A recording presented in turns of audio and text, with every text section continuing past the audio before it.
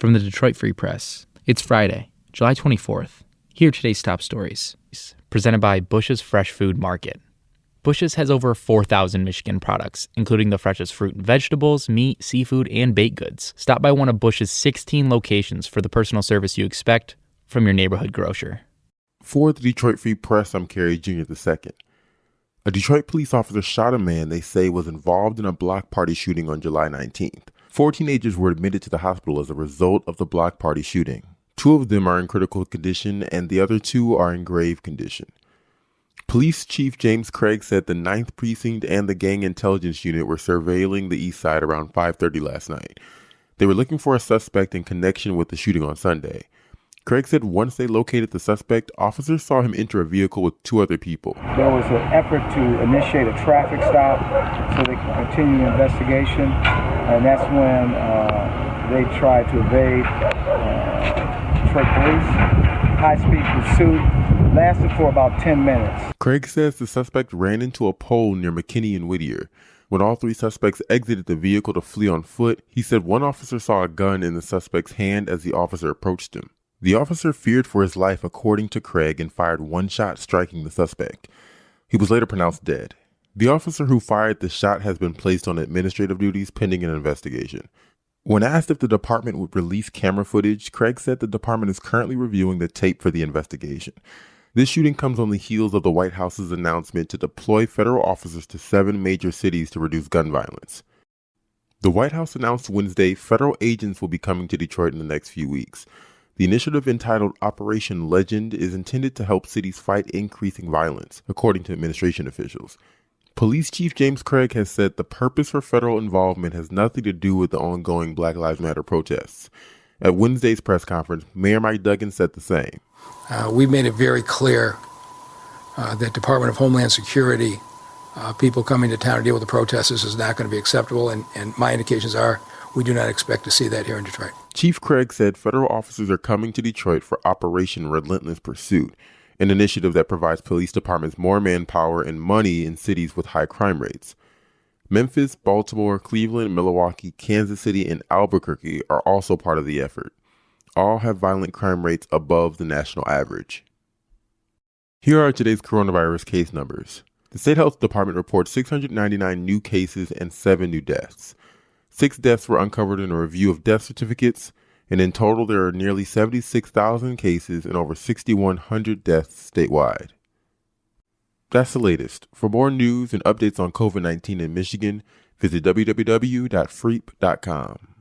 This is Todd Spangler, Washington correspondent for the Detroit Free Press.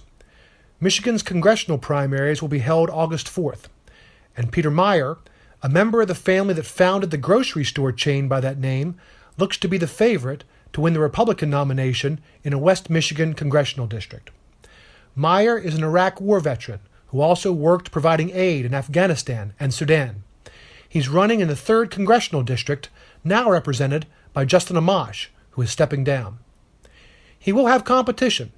His main opponents are Tom Norton, a veteran himself, and State Representative Lynn Affendoulis of Grand Rapids.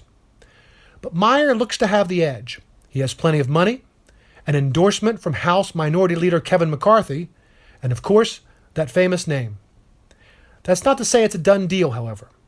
Whoever wins will face Democrat Hillary Scholten in November, though in the 3rd district, the Republican is likely to have the advantage.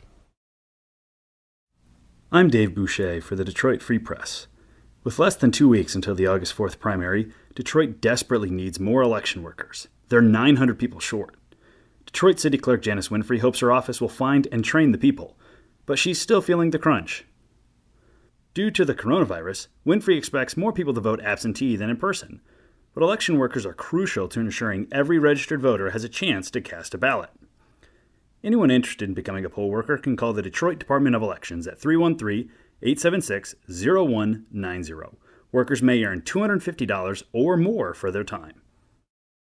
This is Evan Petzold of the Free Press Sports Department. When Detroit Tigers manager Ron Gardenhire arrived in Lakeland, Florida for spring training, he publicly stated his team could size up any opponent. He remembered back to when he was the third base coach for the 1991 Minnesota Twins, a squad that went from worst to World Series champs. It just so happens the Tigers finished 47-114 last season. Now they're projected to finish last again, but Gardenhire won't adhere to that mindset. He won't accept another round of failure. It's been 266 days since the end of the World Series, the longest stretch in MLB history without a game. The Tigers return at 6:10 p.m. Friday for opening day against the Cincinnati Reds on the road. Finally, a chance to start fresh. The COVID-19 pandemic shortened the season to 60 games, but Gardenhire is optimistic, now more than ever knowing a lengthy winning streak could be what squeezes his team into the playoffs. And General Manager Al Avila won't be pleased until the Tigers vie for something other than the number 1 overall draft pick, which the franchise has won in 2 of the last 3 years.